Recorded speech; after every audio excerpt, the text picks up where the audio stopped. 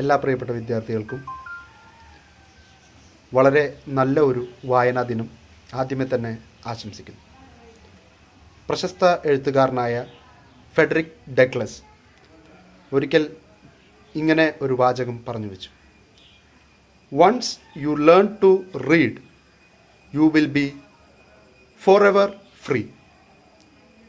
നിങ്ങൾ വായിക്കാൻ പഠിച്ചാൽ ജീവിതത്തിൽ നിങ്ങൾ സ്വതന്ത്രരാകുന്നു. വായനയുടെ പ്രാധാന്യത്തെ ഇത്രയും നന്നായി നമ്മളുടെ മുൻപിൽ അവതരിപ്പിക്കാൻ ഒരു പക്ഷേ മറ്റാർക്കും സാധിച്ചിട്ടുണ്ടായിരിക്കില്ല. അതുകൊണ്ട് തന്നെ വായനയുടെ പ്രാധാന്യത്തെയും വായിക്കേണ്ടതിൻ്റെ ആവശ്യകതയെയും നമുക്ക് മനസ്സിലാക്കി തരുന്നതിനായി saint Joseph arts and science college വരുന്ന ഒരാഴ്ചക്കാലം വായനാ ദിനാചരണം നടത്തുകയാണ്.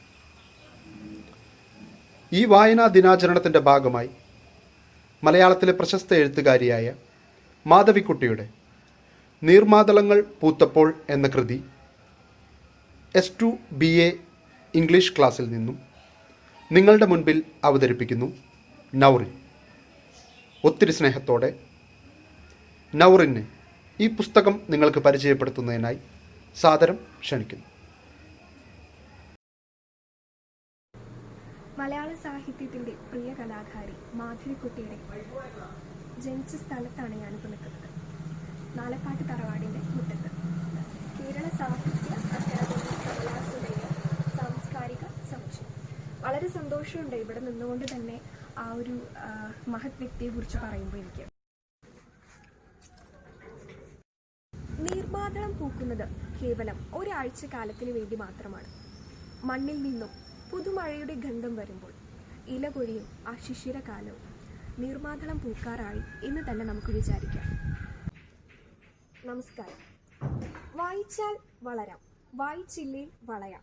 കുട്ടിക്കാലം മുതലേ നമ്മൾ എല്ലാവരും കേട്ട് പഴക്കമുള്ള 2 വരികളാണിത്. അതെ, ജൂൺ 19 PN പണിക്കരുടെ ചരമദിനത്തോടനുബന്ധിച്ച് കേരളമെമ്പാടും ആ മഹത്തായ വായനാ ദിനമായി ആചരിക്കുന്നു.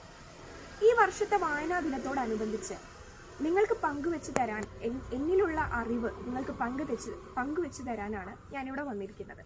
വായനയും സാഹിത്യവും എല്ലാവർക്കും ഇൻട്രസ്റ്റ് ഉണ്ടാവണമെന്നില്ല. പക്ഷെ എന്നെങ്കിലും വായനയോടും സാഹിത്യത്തോടും ആത്മാർത്ഥമായ ഒരു സമീപനം പാലിച്ചാൽ പിന്നീട് അങ്ങോട്ട് വായനയും സാഹിത്യവും നമ്മളുടെ ജീവിതത്തിൻ്റെ, നമ്മൾ അറിയാതെ തന്നെ അതിലേക്ക് ഇറങ്ങിപ്പോവും. ആ ഒരു ആഴത്തിലേക്ക് നമ്മുടെ ജീവിതത്തിൻ്റെ ഒരു ശൈലിയായി മാറും. മലയാളത്തിൻ്റെ പ്രിയ കലാകാരി മാധവിക്കുട്ടിയുടെ ഓർമ്മക്കുറിപ്പാണ് നീർമാതളം പൂത്തകാലം എന്ന പുസ്തകം. തൃശ്ശൂർ ജില്ലയിലെ പുന്നയൂർകുളത്ത് നാലപ്പാട്ട് എന്ന അക്ഷര തറവാട്ടിലാണ് നാലപ്പാട്ട് ബാലാമണി അമ്മയുടെയും VN നായരുടെയും മകളായി മാധവിക്കുട്ടി ജനിക്കുന്നത്. വളരെ ചെറുപ്പകാലത്ത് തന്നെ സാഹിത്യ ലോകത്ത് എത്തപ്പെട്ട ഒരു കുട്ടിയായിരുന്നു മാധവിക്കുട്ടി. വളരെ ചെറുപ്പകാലത്ത് തന്നെ സാഹിത്യ ലോകത്തിൻ്റെ ഒരുവിധം ഭാഗം അവർ വായിച്ചിട്ടുണ്ടായിരുന്നു. ഞാനിപ്പോൾ നിൽക്കുന്നത് പുന്നയൂർകുളത്തെ കമലാസുരയുടെ സ്മാരക ആ ഒരു ഹിസ്റ്റോറിക്കൽ പ്ലേസിലാണ്. അപ്പോൾ ഇതാണ് ആ ഒരു നാലപ്പാട്ട് തറവാടിൻ്റെ ഒരു ഭാഗമാണിത്. ഇതാണ് നീർമാതളം പൂത്ത കാലത്തിൽ പറയുന്ന ആ ഒരു നീർമാതളം എന്ന ഒരു മരം. തൻ്റെ 15ാം വയസ്സിൽ മാധവദാസിനെ വിവാഹം കഴിക്കുകയും പിന്നീട് കമലാദാസ് എന്ന പേര് സ്വീകരിക്കുകയും ചെയ്തു. ഇംഗ്ലീഷ് പോലുള്ള മറ്റ് ഭാഷകളിൽ കമലാദാസ് എന്ന തൂലിക നാമത്തിലാണ് അവർ എഴുതിയിരുന്നത്. തൻ്റെ അവസാന നാളുകളിൽ, അതായത് മാധവദാസിൻ്റെ മരണത്തിന് ശേഷം ഇസ്ലാം മത ആദർശങ്ങളോട് താല്പര്യം തോന്നുകയും ഇസ്ലാം മതം സ്വീകരിക്കുകയും പിന്നീട് കമലാസുരയ്യ എന്ന പേരിലാണ് അവർ അറിയപ്പെട്ടിരുന്നത്. ഒന്നിലേറെ പേരുകളുള്ള വ്യക്തിയായിരുന്നു മാധവിക്കുട്ടി, കമലാസുരയ്യ, കമലാദാസ്, ആമി എന്നിങ്ങനെ. 1993 തൻ്റെ ഓർമ്മക്കുറിപ്പായ നീർമാതളം പൂത്ത കാലം എന്ന പുസ്തകം പ്രസിദ്ധീകരിക്കുന്നത്. 1997 വയലാർ അവാർഡ് ഈ ഒരു കൃതിക്ക് ലഭിക്കുന്നത്. തൻ്റെ വിവാഹത്തിന് ശേഷമുള്ള ജീവിതവും അതിനു മുൻപുള്ള ജീവിതവും വേണമെങ്കിൽ ഒരു കമ്പാരിസൺ എന്നൊക്കെ വേണമെങ്കിൽ പറയാം. ആ ഒരു ജീവിതമാണ് അവരിവിടെ ഈ ഒരു പുസ്തകത്തിൽ പറയുന്നത്. അതുപോലെ തന്നെ ഇന്നത്തെ ഭാഷാശൈലി വള്ളുനാട് ഗ്രാമങ്ങളിൽ കണ്ടുവരുന്ന ഒരു ഭാഷാശൈലിയാണ് അവരിവിടെ ഉപയോഗിച്ചിരിക്കുന്നത്. അതുകൊണ്ട് തന്നെ ഈ ഒരു കഥ വായിക്കുമ്പോൾ അത് ആഴത്തിലിറങ്ങി നമുക്കൊപ്പം അതിൻ്റെ മീനിങ്സ് ഒക്കെ മനസ്സിലാക്കാൻ വളരെ എളുപ്പമാണ്.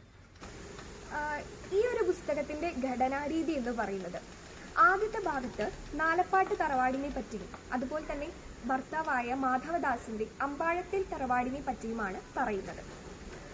നാലപ്പാട്ട് തറവാടിലേക്ക് വരുമ്പോൾ മാധവിക്കുട്ടി ഒരുപാട് വാത്സല്യം നുകരുന്നുണ്ടായിരുന്നു, അമ്മമ്മയുടെയും അമ്മാവൻ്റെയും.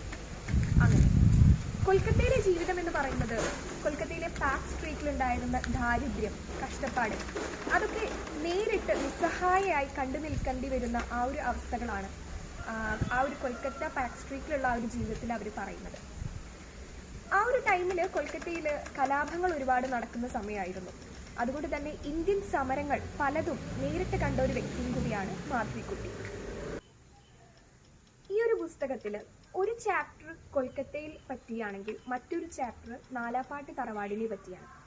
ഒരു മിക്സഡ് വേർഷൻ രീതിയിലാണ്, വളരെ രസകരമായൊരു മിക്സഡ് വേർഷൻ രീതിയിലാണ് മാധവിക്കുട്ടി എഴുതിയിരിക്കുന്നത്. അതുകൊണ്ട് തന്നെ നമ്മളിത് വായിക്കുമ്പോൾ വളരെ ശ്രദ്ധാപൂർവ്വം ഇരുന്നാൽ തന്നെ നമുക്ക് മനസ്സിലാവുള്ളൂ.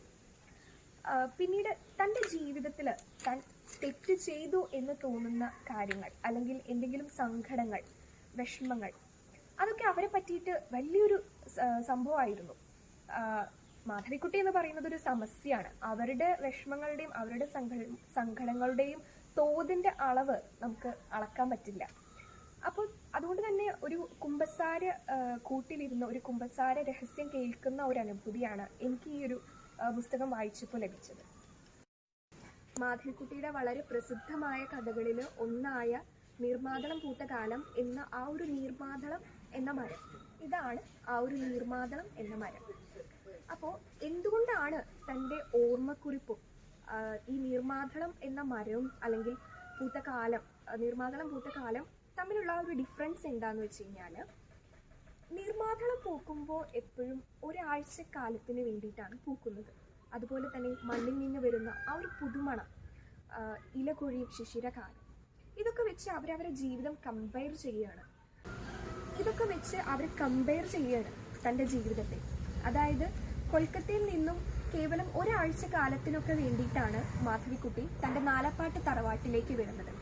അമ്മമ്മയോടും അമ്മാവനോടും ഒക്കെ വിളിച്ചു പറഞ്ഞിട്ടാണ് വരുന്നത്. ആ ഒരു ഉത്സവം വരുമ്പോൾ അമ്മമ്മയുടെയും അമ്മാവൻ്റെയും ഒക്കെ വാത്സല്യം, അതിനെയാണ് നീർമാതളം പൂത്ത കാലം എന്ന ആ ഒരു നീർമാതള മരത്തോട് യോജിപ്പിക്കുന്നത്. അതുപോലെ തന്നെ കൊൽക്കത്തയിൽ നിന്ന് വരുമ്പോൾ തൻ്റെ ആ ഒരു കൊൽക്കത്തയിലെ പാക്ക് സ്ട്രീറ്റിലുള്ള ജീവിതം ഉപേക്ഷിക്കുകയാണ്, കുറച്ച് നാളത്തേക്കെങ്കിലും വേണ്ടി അതൊന്ന് മാറ്റിവെക്കുകയാണ്. അതിനെയാണ് ഇല കൊഴിയുന്ന ആ ഒരു ശിശിരകാലം എന്നതിനോട് ഉപമിക്കുന്നത്.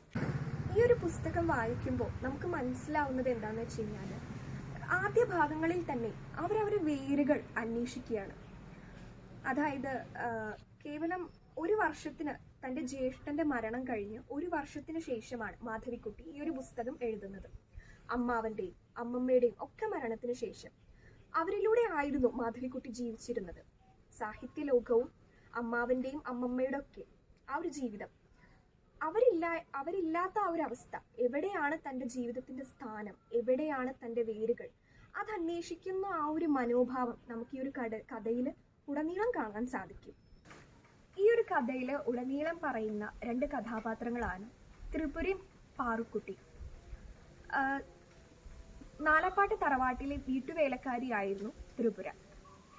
രാത്രികാലങ്ങളിൽ മാധവിക്കുട്ടിക്ക് തുണയ്ക്ക് കിടന്നിരുന്നത് ത്രിപുരയായിരുന്നു. ത്രിപുരയെ ഒരുപാട് ഇഷ്ടമാണെങ്കിൽ കൂടി എന്തോ ഒരു ഉൾഭയം ത്രിപുരയോട് മാധവിക്കുട്ടിക്ക് ഉണ്ടായിരുന്നു. പക്ഷെ താൻ മനസ്സറിഞ്ഞ് ഒരുപാട് സ്നേഹിക്കുന്ന ഒരു വ്യക്തിയായിരുന്നു പാറുക്കുട്ടി. അത് ആ നാലപ്പാട്ട് തറവാട്ടിൽ തന്നെ മറ്റൊരു വീട്ടുവേലക്കാരിയായിരുന്നു. പിന്നീട് കൊൽക്കത്തയിലേക്ക് പാറുക്കുട്ടിയെ കൊണ്ടുപോകുന്നതായും കഥയിൽ പറയുന്നുണ്ട്. കൊൽക്കത്തയിലെ ജീവിതമാണെങ്കിൽ കുഞ്ഞാത്തു എന്ന് പറയുന്ന അച്ഛൻ്റെ ഓഫീസിൽ വർക്ക് ചെയ്തിരുന്ന ഒരു പ്യൂൺ, മുത്തച്ഛൻ്റെ സ്ഥാനമാണ് ആ ഒരു കുഞ്ഞാത്തുവിന് മാധവിക്കുട്ടി നൽകിയിരുന്നത്. അതിൽ നിന്ന് തന്നെ നമുക്ക് മനസ്സിലാക്കാം, ചെറുപ്പകാലങ്ങളിൽ തന്നെ മാധവിക്കുട്ടിക്ക് അച്ഛൻ്റെയും അമ്മയുടെയും വാത്സല്യം കിട്ടാതെ വളർന്ന ഒരു കുട്ടിയാണ്. ബന്ധങ്ങൾ ഊട്ടിയുറപ്പിച്ച് ബന്ധങ്ങൾക്ക് വില കൽപ്പിക്കുന്ന ഒരു വ്യക്തിയും കൂടിയാണ് മാധവിക്കുട്ടി. മാധവിക്കുട്ടിയുടെ യഥാർത്ഥ ജീവിതമാണ് ഈ ഒരു ഓർമ്മക്കുറിപ്പ്. എങ്കിൽ പോലും എവിടെയൊക്കെയോ ഒരു സാങ്കല്പിക ലോകമില്ലേ എന്ന് വേണമെങ്കിൽ നമുക്ക് ഈ പുസ്തകം വായിക്കുമ്പോൾ തോന്നിയേക്കാം.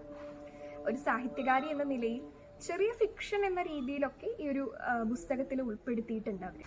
എപ്പോഴും ഒരു സാഹിത്യകാരി എന്ന നിലയിൽ തൻ്റെതായ ഒരു ലോകം സൃഷ്ടിച്ച് ആ ലോകത്തിനുള്ളിൽ ഒതുങ്ങിക്കൂടാൻ, ആ ലോകത്തിൽ നിന്ന് സന്തോഷം കണ്ടെത്താൻ അങ്ങനെ ചെയ്യുന്ന ഒരു വ്യക്തിയായിരുന്നു മാധവിക്കുട്ടി. മാധവിക്കുട്ടിയുടെ ഈ ഒരു പുസ്തകത്തിൽ നിന്ന് നമുക്കൊരു മനസ്സിലാവുന്ന ഒരു ഉപദേശം അല്ലെങ്കിൽ ഒരു ജീവിത യാഥാർത്ഥ്യം എന്ന് വേണമെങ്കിൽ പറയുന്നത്, നമ്മളുടെ ജീവിതം എപ്പോഴും ഒരു നദി ഒഴുകുന്നത് പോലെയാണ്, നേരെ പോകുന്ന ഒരു നദി ഒഴുകുന്നത് പോലെയാണ്. അതിന് പാരലലായിട്ട് തന്നെ ഒരു സൃഷ്ടിപരമായൊരു ജീവിതം നമ്മൾ മുന്നോട്ട് കൊണ്ടുപോകും. ആ ഒരു സൃഷ്ടിപരമായ ജീവിതവും യഥാർത്ഥ ജീവിതവും തമ്മിൽ കൂട്ടിമുട്ടുന്നതാണ് സാഹിത്യം. അതാണ് സാഹിത്യ ലോകം. ഒന്നിൽ കൂടുതൽ പ്രാവശ്യം ഈ ഒരു നീർമാതളം പൂത്ത കാലം എന്ന പുസ്തകം വായിച്ചവരുണ്ടാവാം. അത്രയും നമ്മളെ ഭ്രമിപ്പിച്ച് ലയിച്ചിരുത്തുന്ന മാധവിക്കുട്ടിയുടെ ഏറ്റവും വലിയ ഒരു തൂലിക തന്നെയാണിത്.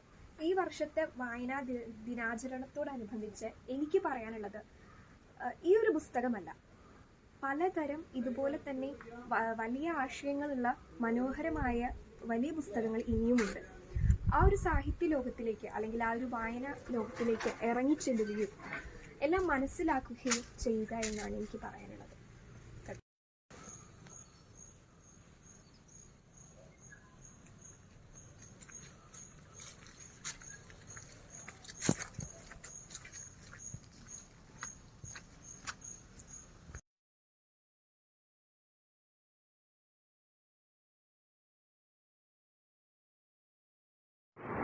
In the city of London, on the night of Christmas Eve, Ebenezer Scrooge, the cold-hearted miser, refuses his nephew's invitation for Christmas and turns away gentlemen seeking donation for poor. As he sits down in his apartment, he is visited by the spirit of Jacob Marley, his dead partner. He says that he is cursed to wander the earth because of his life. As he relates his unfortunate story, Scrooge is warned. When the spirit of Jacob Marley leaves him, he is told that he would be visited by 3 spirits, haunted by 3 spirits. Will the spirit of Christmas past, Christmas present, and Christmas future will show him the true value of life? Or Ebenezer Scrooge will be able to learn the true value of Christmas? Yes, we are talking about Dickensian work, The Christmas Carol. When the next morning, after the spirit of Christmas future leaves him, when he wakes up, he's a new man. He's no longer a miser. He says that, I'm as light as a feather. I'm as happy as an angel. I'm as merry as a schoolboy.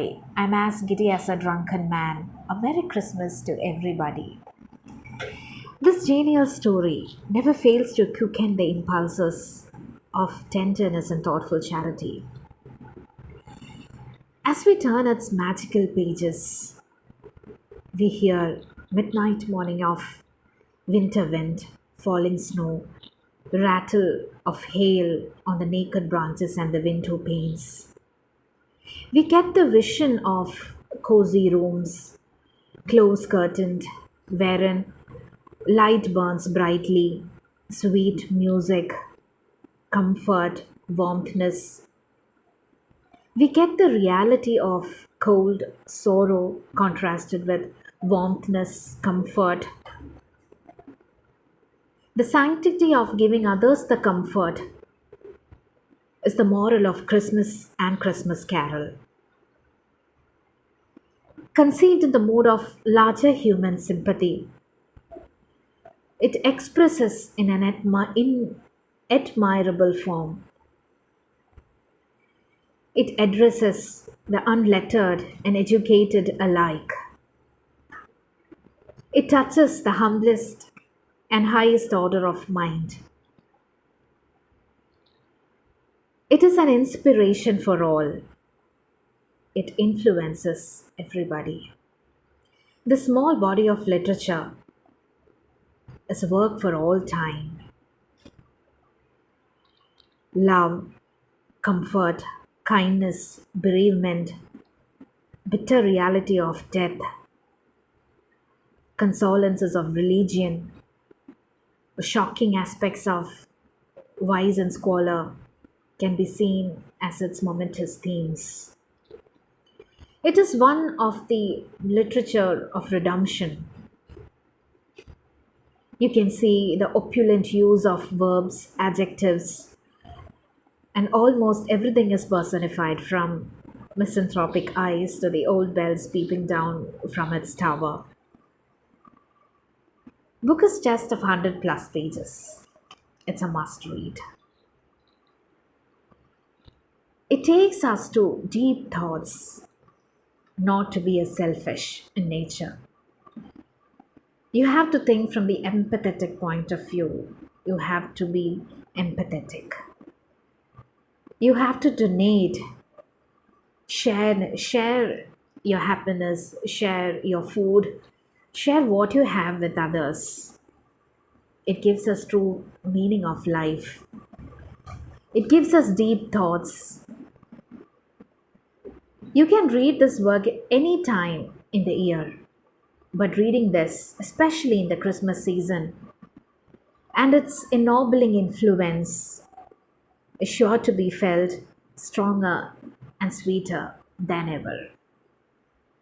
I wish you all the happiness of reading Christmas Carol. Thank you.